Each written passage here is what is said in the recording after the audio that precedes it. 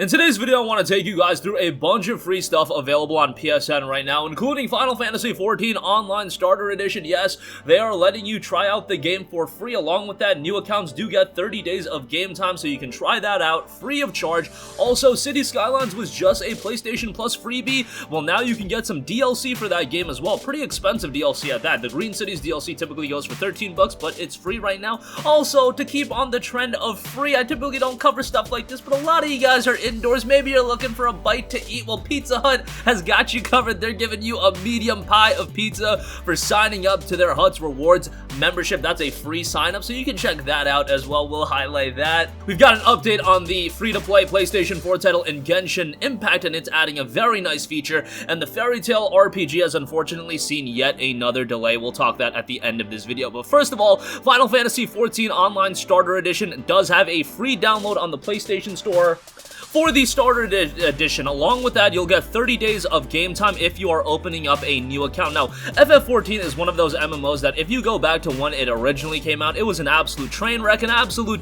disaster, a terrible, terrible game. Square Enix, however, remained committed to it. They did the big relaunch for the game with A Realm Reborn, and now FF14 is viewed as one of the best MMOs on the market. Now, just like a lot of MMORPGs, there is a level of grind initially. There is a lot of fetch quests and things of that nature. However, if you can get through that portion of the game gets really, really good. And then you talk about the expansion content, Heaven's Ward, Shadowbringer, those content is very good. And actually, from a narrative standpoint, Shadowbringers in particular stands out as one of the best narrative experiences that a Final Fantasy game has offered. Now, obviously, with the Starter Edition, you do not get the DLC content. I just want to make note that the expansions are really good. The base game, once you get into it, also rolls out and becomes a really great experience. On top of that, you've got some great music. The visuals are stunning in this game, and you can have a lot of fun with it. There is a plethora of content, and yes, after your 30 days is up, you do have to pay month by month, but they add a lot of content to this game, and this is a fully fleshed out MMO that I think is worth the money. It's one that I was particularly invested in for quite a while. Obviously, with a lot of other games coming out, you can't really be committed to an MMORPG for too long, especially with someone like me that is trying to play a lot of other games. But for a while, definitely was invested into FF14 and was grinding on this game really hard. And if you have yet to check it out, now you can check out the Starter Edition for free. Along with that, 30 days of game time. 30 days should let you get to the point where you are accessing pretty good content. I mean, if you are playing it consistently. But again, just bear in mind that the first initial portion of the game is a little bit grindy and a little bit boring, but it does pick up quite a bit. And again, with the great music, great presentation elements, I do think overall it is a high quality experience. Alright, moving on from that, Cities Skylines Green Cities has free DLC. I should say the Green Cities is the free DLC. Typically goes for $12.99. And note, Cities Skylines Green Cities adds new ways for players to build Earth-friendly towns. The expansion adds 350 new assets to the core game, adding a massive selection of new visual options, complete with eco-friendly buildings, organic shops, electric vehicles, and new services designed to make pollution a quaint notion of the past. Players can create more diversified cities or go completely green as the urban population grows. New eco-friendly buildings, new specialization buildings, new alternative service buildings, new unique buildings, electric cars, new perks, 350 new assets, and all giving a unique look to your city. On top of that, you've got specialized options for all city zones, plus leveled up specializations for the first time in Cities Skylines. 3 new scenarios, 4 new policy options, and a new monument to make your friends green with envy. And of course, they've added a new hat for Chirper. I always thought the base Cities Skylines game was pretty good, but it does have the plethora of DLC that does extend the experience, and if you've yet to check it out, again, it is a plus freebie, or it was a plus freebie. I'm pretty sure it was this month's plus freebie. Nevertheless, I thought it was a really good game. I know a lot of people were disappointed by its offering as a plus title. Still, with some DLC, it's free. You might as well add it to your library, even if you have no plans in checking it out right now. At some point, you might want to give Cities Skylines a go, and having the Green Cities DLC is definitely going to make the experience a little bit more in-depth. Alright, moving on for that, not to turn into the food channel, however, Class of 2020, we're celebrating you with free pizza. It notes on PizzaHut.com, we're teaming up with America's dairy farmers to honor 2020 graduates by giving away 500,000 free pizzas. Just sign into your Hut's reward account below to claim your free medium 1-topping pizza and redeem online through June 4th. Cheers to you. This offer is open to anyone living in any of the 50 states in the US. And hey, a free medium pie pizza, one topping. You can get a pepperoni pie. That's gonna be pretty good to go alongside your Final Fantasy XIV grind. Get a pie of pizza, eat it all to yourself is what I would recommend. Screw sharing it with other people. I can down a pie of pizza no problem by myself.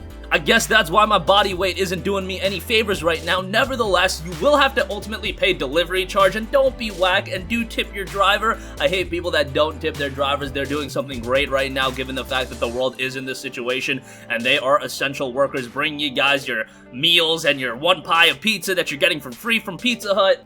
You just gotta pay that delivery charge, and then you just gotta tip them as well, but that's a pretty good deal for a pie of pizza. Maybe add in a 2-liter soda, and that's gonna be a really good meal. Not to employ bad health practices on you guys, but hey, a cheat meal every now and again is pretty good. And when gyms open back up, make sure you're back in the gym and you can just work those calories off anyway. Nevertheless, that's free right now and again. With FF14 being free, FF14, a pie of pizza, I mean, that sounds like a pretty good Friday night to me right now, given that we can't go out or do anything like that.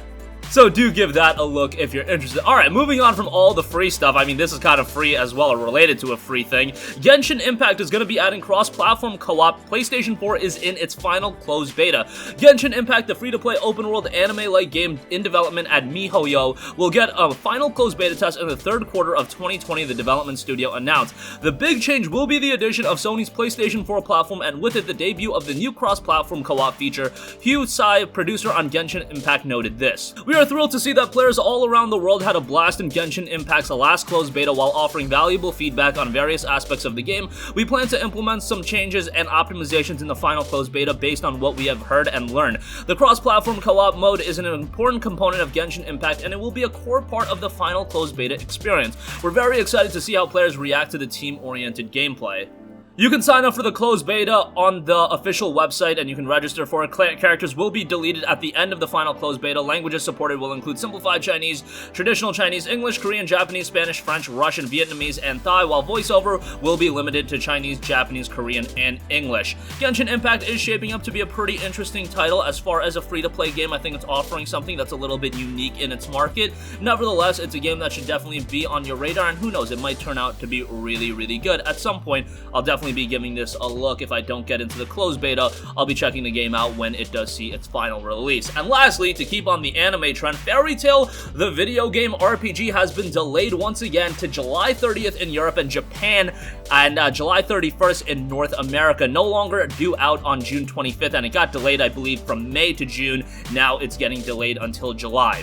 Noting on the delay, due to the ever-changing world disrupted by the world situation, Tecmo Koei and Gus Studios are pushing back the release of Fairy Tail until July 30th, 31st, 2020. The development team is working extremely hard through an unprecedented time to deliver the ultimate magical Japanese RPG experience to fans across the world, and we appreciate everybody's patience and as we put the final touches on this thrilling adventure. I'm really interested to see how this game is ultimately going to turn out. Fairy Tail is not one of those anime that I feel like holds the level of name value and recognition as, say, a Naruto, a Dragon Ball Z, even a Bleach. I really think Fairy Tail does fall off quite a bit. Maybe that's just anecdotal, and maybe that's because I have affinity towards those other aforementioned anime, and Fairy Tail was never one that I got super into. Hey, I can concede it has some pretty good openings, but outside of that, was never one that I got super invested into. So I'm interested to see how this does from a commercial standpoint, and the fact that this is a fully fledged Japanese RPG. With anime video games, traditionally speaking, you usually see fighting games. Maybe you'll see an action-oriented title every now and again. However, you typically don't see full-fledged Japanese RPGs. I mean, if you want to count like Naruto,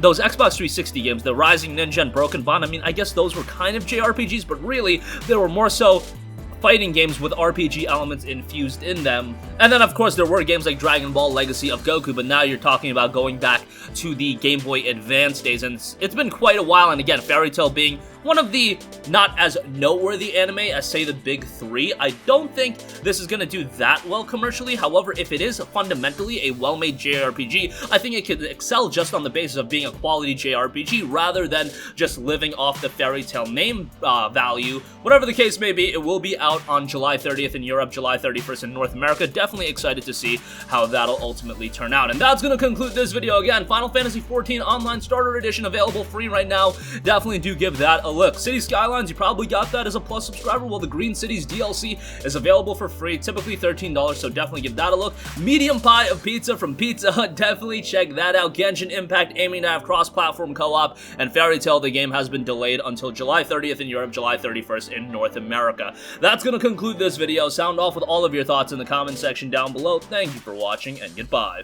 Hey guys, we hope you enjoyed the video, and if you did, make sure to hit the subscribe button, and if you're already subscribed, do us a favor and hit the bell icon. This way you'll be notified whenever we post a new video. That's the best way to keep up with all of our uploads, and we usually try to upload 2 videos a day. And with the bell icon hit, you'll be notified whenever we do upload a video. As always, thanks for watching.